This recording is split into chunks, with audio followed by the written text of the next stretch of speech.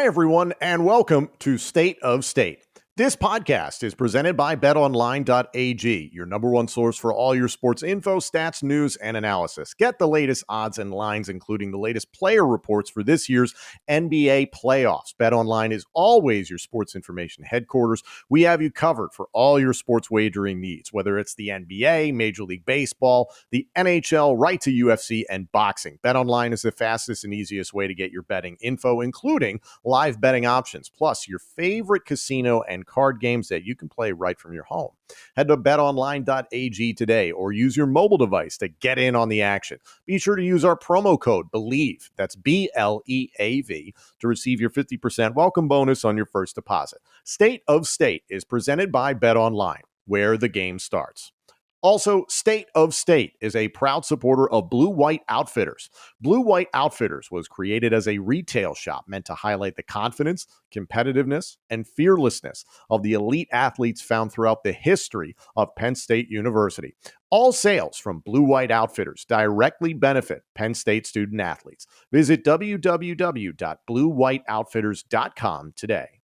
Penn State is, of course, Linebacker U. So joining us on this week's edition of State is active Penn State linebacker, a junior out of Frackville, Pennsylvania, Tyler Elsdon, joining us. He and his magnificent mustache are here on YouTube, especially for those of you listening. You're just going to have to imagine it. Tyler, how are you feeling mentally, physically, considering you guys just got done spring ball and training camp is right around the corner? Yeah, I feel great. Ball's definitely rolling. It's going fast. It's like it seems like every year I've been here, it gets faster each one. But we had a great spring ball, summer workouts right now, just kind of player-led stuff. I've been going really good, so really excited to get closer to camp, start playing football again. I really want to dive into what your experience has been like getting recruited by Penn State and your time in high school, and then obviously what it's all been like for you in Happy Valley, how you feeling about the team right now. But I do want to touch on some of the things that you're doing off the field because you have some tremendous pursuits in the world of nonprofits. Can you tell us a little bit about that? Yeah, so I've touched in a few different nonprofits. Darby's Warriors Support Organization right now is the most recent one. I've done a little bit of work with children and youth and orphanages, especially in State College, raising money around the holidays. And I work with Adam Talaferro for his foundation. I had a good friend of mine that suffered a spinal cord injury, so we kind of, linked up because of that. And, me and Adam both wear 43, so we stay in contact a bunch. So I actually have some things in the future this summer. Hopefully I could finalize to raise a little more money for that. So I'm excited. There's a lot going on, but it's been pretty good. Beautiful. Any way we can help, please let us know. In regards to that number 43, what's the story for you being given number 43 at Penn State? Yeah, so I wore 40 in high school. So when I got here, Jesse Lucetta was on the team. He wore 40, so I couldn't necessarily get that. So honestly did a little bit of research about like Penn State numbers, like history, LBU numbers, what like Paul Posluszny wore, Sean Lee, guys like that. And 43 I put down, just kind of one of those numbers. Like I saw, I was like the 40s. I like the 40s anyhow. And I ended up getting it. But the cool thing about it is, so my buddy, his name is Jaden. When Jaden got hurt, spinal cord injury, Adam Talaferro was one of the first people to reach out to Jaden, saw him in the hospital, visited him a bunch. And then obviously I got 43. So we were kind of connected through the spinal cord injury of my friend. Obviously Adam suffered it. And then I just was given the number 43, and it was just kind of meant to be. It wasn't like a number that I sought after. But now that I have it, I have meaning behind it. It gives it purpose. So it's super special to me. But it's neat. That's beautiful. And you guys have Dan Connor on the coaching staff. So I imagine maybe he was like, yeah, I don't know if I'm going to give you my number, man. But yeah. Dan Connor's a great guy, but yeah. Justin, am I right? Josh Hull was 43. Do I have that right? Yeah, it's my roommate, actually. He took the words out of my mouth, naming all the guys that I played with. Paul Posluszny I played with, what you just said.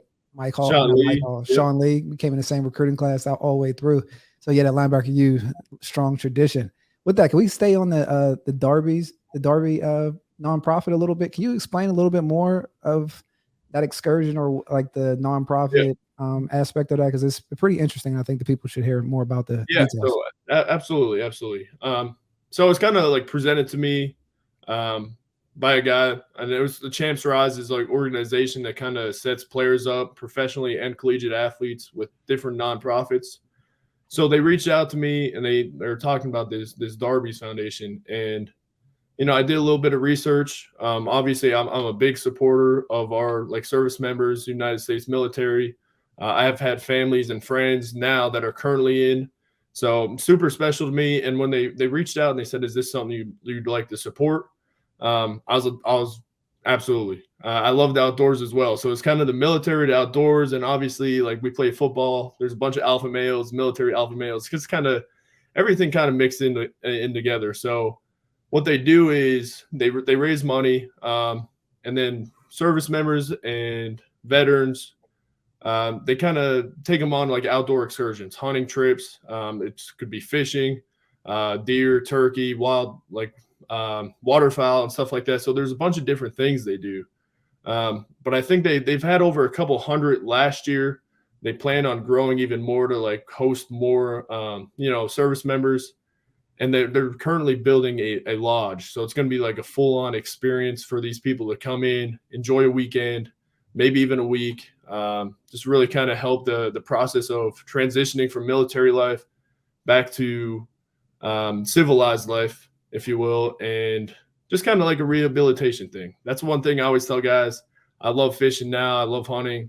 It gives me a time to like kind of settle down, gives me a break. It's peaceful. So that's kind of like the message behind it, their like mission, I guess. So it's super amazing. Special. Yeah, it's cool. It's cool. That's a healthy hobby as well. Like when we talk about transitioning out of whether it's combat or transitioning out of sports, I know a lot of guys find themselves in golf or whatever that might be to find yourself into, normal life, because we know sports is pretty competitive and different ways of operating. We jump back into the football piece, man. We talk about Linebacker U and all those different things being at Penn State. What's it like playing for Coach Manny Diaz? It's interesting when your position coach used to be a head coach. It gives a different perspective on how they think about the game, how they prepare. Have you been able to pick up any insights from Manny Diaz since he's been there? Yeah, absolutely. So like you said, he was a head coach before. And honestly, the thing that sticks out to me about Manny, he's a leader of men. And maybe that's because he was in charge of full team. But every time he has us in as a unit or even as a whole collective team, offense and defense, he does a great job connecting with all the guys on a personal level. It's not always just about football. He talks about life all the time. He talks about family all the time. And he like really tries to make us feel comfortable and confident in our like area in Lash, to be able to communicate with each other on like as men. Because one thing in like when you're in sports a lot, it's hard to talk to somebody if you're down, if you're hurt, if you're depressed, if you're not feeling yourself, but like he promotes that. So he kind of takes like a father figure, but also I think a lot of that comes from being a head coach. But yeah, he's a great guy, great coach. And obviously there's a lot of production on the field with his play calling and stuff like that and his coaching. Oh, most definitely. Most definitely. What would you say the one thing that kind of separates, I guess, the linebacker room, the Linebacker U unit? What do you guys pride yourself on amongst the rest of the squad? Yeah, absolutely. So when you have the LBU stamp, it puts a lot of pressure on yourself, puts a lot of pressure on the unit. There's a lot of expectations. So the one thing that we've been focusing on a lot lately, and even since I like got to Penn State, even with Coach Pry, was just being the leaders of defense. Like whenever somebody needs something, if they feel, uneasy, whatever it is, go to the linebackers. We got to do everything right. We got to do everything with a purpose. And we got to be dominant in everything. So I think it's just really embodying, that linebacker position, just tough guy, you know what I mean? So tough and confident. So that's probably something that we focus on the most, but yeah. No, that's awesome. That's awesome. And cover those crossers, man. As a DB, you always get those crossers in the back. Like linebackers. Yeah. No, I'm just joking. I'm joking. Let that fly. That's an inside DB linebacker joke. But so can you tell us a little bit about how the summer is in terms of training? Because I always think of people always mention mat drills, right? In the winter, the 6 a.m. workouts, and that's always a lot of emphasis put on that. But the summers get pretty grueling. Can you talk about your schedule throughout the summer and how trainings are, so the people that may not know what you guys go through? Yeah, so we came back up here, not all of us. Right now we're in like a discretionary period, so it's all player-led. The lifts are pretty much player-led, workouts player-led. 7-ons, anything extra. This is really our time to really build chemistry and leadership just because the players are leading everything. But so we came in last week, started on Monday. The workouts are pretty good. Obviously, once the temperatures gets hot, like it gets harder. But a lot of running, focus, agility, weightlifting, trying to get our bodies in the best shape possible going into camp. That's the main goal. But like I said, right now it's all about the chemistry. We spend a lot of time together, going different places, different events, eating together. This is really the time to bond, just because we have more free time. Like I said, fishing, a bunch of us go fishing. A bunch of guys are into golf right now, so guys are doing all that. But the workouts themselves, they can be challenging. All workouts are at this level. You've played. But I think it's special now, the chemistry piece that we're building. That's a critical piece, the chemistry. And the fact that you guys have to come together in your own accord, right, where the coaches are out recruiting and they don't have provisional workouts. So it's like you got to show up for one another. So I think it is a nice, important part of the team building aspect, especially for the linebackers, right, is the core piece, connecting the defensive front seven and the back seven together, being those leaders and eating together and all those things of like being team and friends. Like that summer piece I always thought was a critical part of how you can see the season transpiring. So yeah, absolutely. Yeah, go for it, Tom. Tyler, who on the team, or it might be multiple guys, are those guys that get you through those workouts? You know what I mean? When it's really terrible and grueling. Yeah. So when Coach Losi gets his hands on us here in a couple of weeks, it's gonna get bad. Obviously, bad in a good way, Coach. Bad in a good way. Yeah, in a good way. These strength coaches are just waiting. We'll be running hills, pulling sleds, destructors, lifting weights, all that. But we have such a good group of guys, a lot of leaders, and like I said, a lot of chemistry. So, guys like Nick Dawkins, he's my roommate. He's a big voice. He's very charismatic, stuff like that. Everybody looks to him all the time. He's a hard worker. Keaton Ellis, he has a lot of experience under his belt.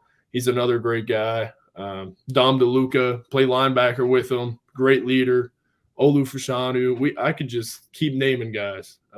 We have a lot.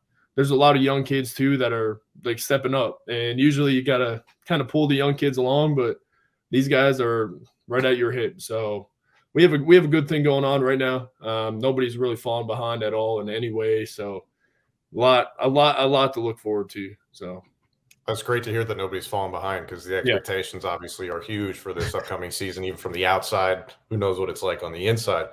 In regards to your fellow teammates, who keeps it light?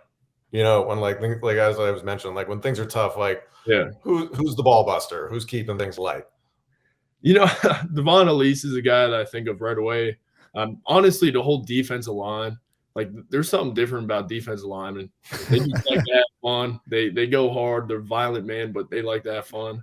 But like I said, it's like the whole team. When we're in the locker room together, there's always dance battles. There's freestyle battles going on. There's guys just playing different games.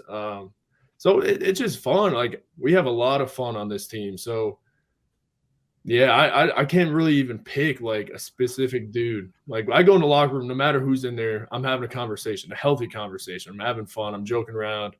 So I'm just blessed to be a part of this team. Honestly, it's a whole lot of fun. How's your dancing? How's your freestyling? How's that coming along? Well, that's the thing about me. I don't have much of that. I'm more of the guy that kind of stands on the outside and just smile and wave. That's pretty much what I do. Yeah, I can't dance. We had to dance when we got there. I know that game. As a freshman, we had to go and that's our introductory to the team is dancing. Man, it was bad. Everybody forgets it was that bad, but I remember it was embarrassing. So it's funny. I had a plan. So I was gonna do the Cotton Eye Joe. I don't know if you guys know that dance or. It's pretty simple. It's easy. It kind of fits my personality. But right before I got up, Tariq, Castro Field, and Jesse Lucetta grabbed me and they're like, "Hey, what are you gonna do?" Told them nah, you're not gonna do that. Put a different song on. Never heard before. It was a rap song, and I didn't listen to music like that when I got here. To be honest with you, now I do. It's on every day. But yeah, I was just out there thrown to the fire, and it was rough. So quite embarrassing. So I don't dance much anymore. I had my one experience, didn't go well, so it is what it is. Adaptability, that's all good. Yeah, yes. Adaptability. Tyler, within this linebacker core, a lot of people publicly are going to point towards Abdul Carter, Curtis Jacobs as two of the big names. You know, Curtis has been on the team for a while now, so a respected veteran. But the competition that I know Justin and I have seen for the remainder of the linebackers is significant. Yourself, Kobe King, Dom DeLuca, who you just mentioned, has been a special teams ace and continues to make plays when he gets involved. And plus, young guys, freshmen like Tony Rojas and Tamir Robinson were all over the place during spring ball. When you look at this group, what do you think the potential is? Maybe not this season, but at least down the line. Yeah, so right now, our expectation in the room is to be one of the best units in the country. We have the pieces, like you said, we have vets. Me and Curtis came in together. Curtis has a lot of playing time under his belt. We have guys like Abdul that, was first year last year, but made a statement. We got Tony Rojas, like you said, Tamir came in. Both of those guys exceeded expectations. Dom DeLuca was an ace. We have guys all over the room. Me and Kobe going back and forth, that's great. Competition is going to literally bring the best out of you. So we have so much competition in the room. The way we look at it is like we have no excuse but to perform. So like I said, our expectation is to be one of the best, and that's what we work towards every day. If you could give us a little insight on maybe to the offense a little bit, man. You talk about the defense, but you get one of the front row seats to the talented offense. How is it going against those tight ends with the new quarterback coming into the scene? How do they look on that side of the ball? Yeah, the first thing you said was tight ends. We have such an exceptional tight end room right now. Theo Johnson, Tyler Warren, Khalil Dinkins, new guys that coming in. Megan Barnwell is a huge kid. So, yeah, massive. So, it's great to, get work with them. Obviously, we're in coverage with them sometimes with their block and stuff like that. Offensive line, like I said, my roommate's Nick Dawkins. So, they kind of have a close relationship with a lot of these guys. But it's fun. It's challenging. They're great offense. They're really clicking. Obviously, they have a new quarterback, younger guys that maybe haven't played as much as Clifford. Kind of hard to do that. But we have some veteran wide receivers. Obviously, Nick and Katron got a lot of playing time last time. So there's some areas that were maybe young on paper, but we have so much maturity and experience on the offensive side of the ball that, I have no worries. They did great things this spring ball. A lot to look forward to, and they spend a lot of time now in the summer, getting together. It's good to see the young quarterbacks pulling the offense together, getting extra routes in, getting timing. Offensive line's always working bag drills together. So a lot of special things going on that side of the ball for sure. That's great to hear. Not to compare too much. I know you're coming from having a quarterback that was at Penn State for 6 years now into kind of a new era with Drew. How has it been with just the guys that have been on the offense coming around a new quarterback, like the cohesiveness or just the chemistry that you speak of on defense, right? Because they're player-led workouts this offseason. So you really get to see individuals, leadership skills just amongst your peers. How's that looking without too much going through? Yeah. Like I said, there's a lot of guys. I think the receiver room helps a lot. You guys got Keandre, Lambert Smith, Malik Mega. Those guys have been there for a while. Amari Evans got a little time, obviously in the spring game, but all these guys work well together. If they have any questions, they're very open to asking. They're not afraid to ask. And the quarterbacks, like I said, they spend a lot of extra time having conversations with the guys in a classroom setting, extra film study. I see Bo and Drew Alar watching film almost every day. There's a time period every time I walk by their room, they're sitting there. I'm like, what are you watching at this point? But a lot of guys are just eager to learn, students of the game, and the offensive line has really kind of stepped up to kind of be that solid foundation piece in terms of leadership. Obviously, you got big guys that are playing in the trenches. If they speak out, people are going to respect them. I'm seeing a lot more of that, so that's special too. So a lot of moving parts, but it's been good. Are you a fan of rivalries? Are you a fan of smack talk? Do you like to stand out from the crowd at tailgates? If so, check out Smack Apparel and see what their team has geared up for football season. Their Let There Be White tee is the perfect gear for all those famous whiteout games at Beaver Stadium. Or get straight to the point with the worst tee for all the Ohio State haters out there. Smack Apparel has the must-have tees for all your teams, including pro and college football, plus basketball, baseball. Every fan is covered. Head over to smackapparel.com and use the promo code STATE10, that's STATE10 at checkout for 10% off. Again, that's smackapparel.com, promo code STATE10 at checkout. Why wear boring when you can wear Smack? Are you looking for undeniably good hair and beard care? Then Maestro's Classic is perfect for you. Maestro's has beard washes, beard oils, beard butters, plus hair gels and pomades. It's one brand for every man. Visit maestrosclassic.com. That's MAESTROS classic.com and use our promo code STATE20. That's STATE20 at checkout for 20% off your order. Maestro's Classic, crafting a better you. That's awesome. That's insightful as well. And another question, I mean, in the new era of college football, right? We talk about NIL a lot, but sometimes transfer portal gets the focus of the transfer portal, the guys going in the transfer portal, never really speaking too much on how the team ingratiates people that transfer in. How has it been seeing the influx of players that come through the transfer portal that then come on the Penn State team and maybe leave? After a couple months, like how does that operate amongst the guys? Yeah, so that it is very unique. Something I didn't experience in high school, obviously, and it's pretty new in college. But they come in. The coaches do a great job recruiting the right kind of guys, and they honestly fit in right away. All the guys that came in this summer are kind of mixing with us already, having conversations. Like I said, in the locker room, having fun. Like seems very natural, which is a good thing. But when kids leave, it's a little weird. Just because like you get like a relationship with them, it's kind of like sad to see them go because people leave because of the draft, eligibility's up, injuries and stuff like that. It's just another piece that people leave. So, which is hard. It could be hard, but it's also one of those things. And some situations, not every situation, but some situations, guys are able to leave, maybe play at a lower level, or just go somewhere that's more of a need in their position, so they get to play the game that we all love. So.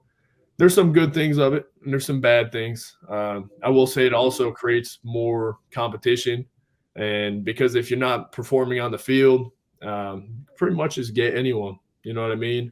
At any position group, when that time comes, like if there's a position on the field that's not performing well, it's like okay, we need to pick someone up. So.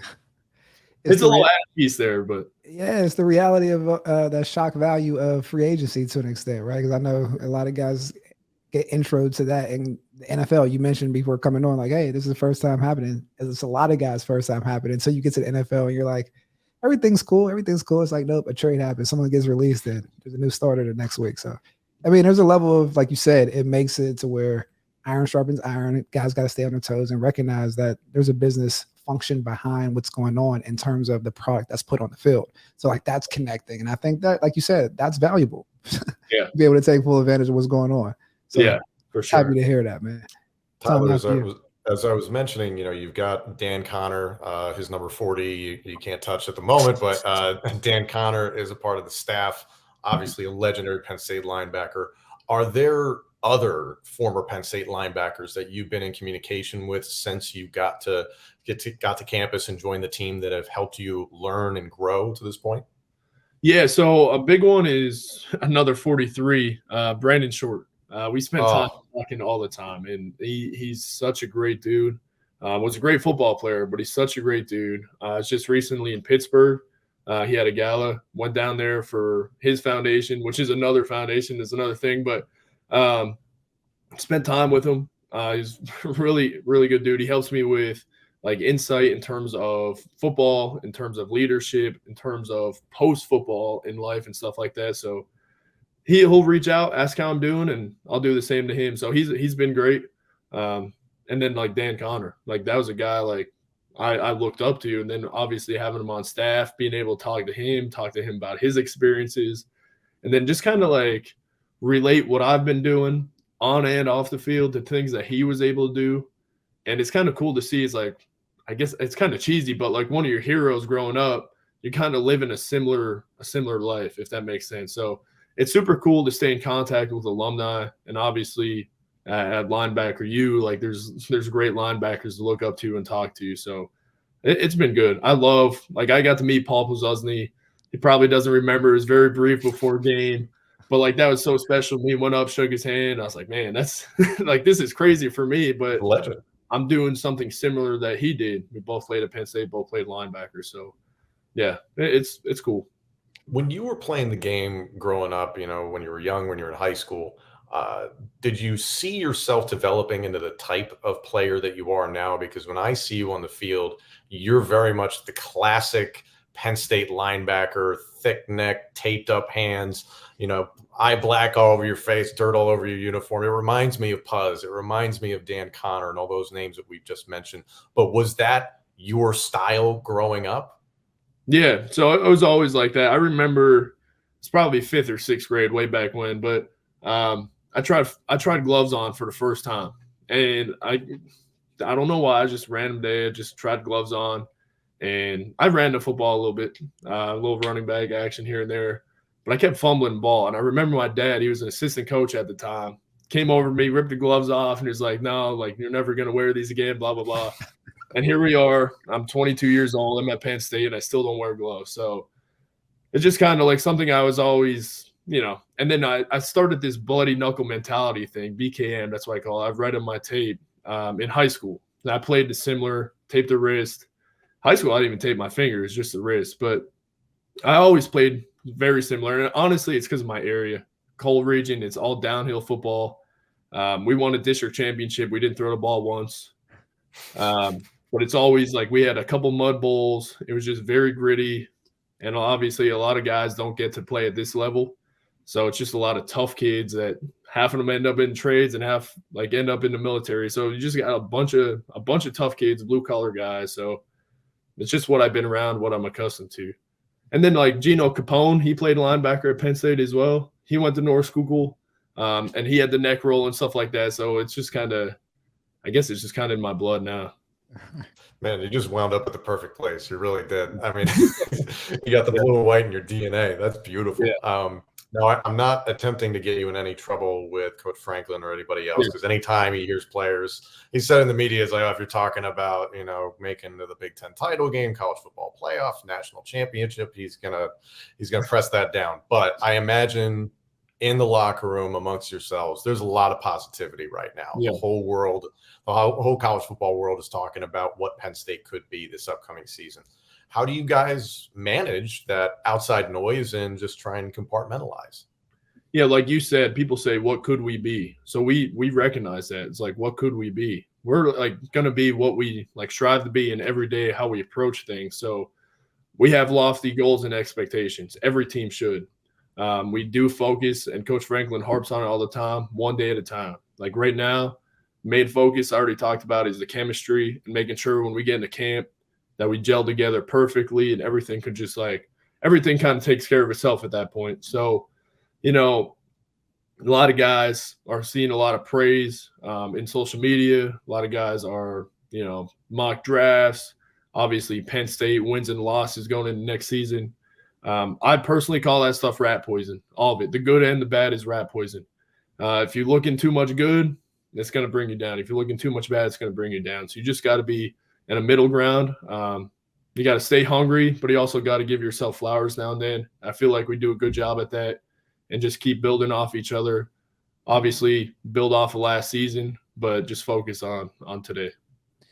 I like how you said that, giving yourself flowers too, because you have to play football with confidence. In order to play fast, you have to have confidence in what you're doing. Even, sometimes it's not always perfect, but overemphasizing enthusiasm and effort sometimes covers up being perfect. But I wanted to jump into something that you said, just for the listeners that maybe not understand. I mean, some they should know, but like when you're saying that you get to talk to Brandon Short, that's like a board of trustees member that played football. So like in this whole, NIL era, can you talk, is there any insight even from like a board of trustees member that's kind of gone through the whole scope, or even having Dan Connor on staff, like guys that are in your position group at your school.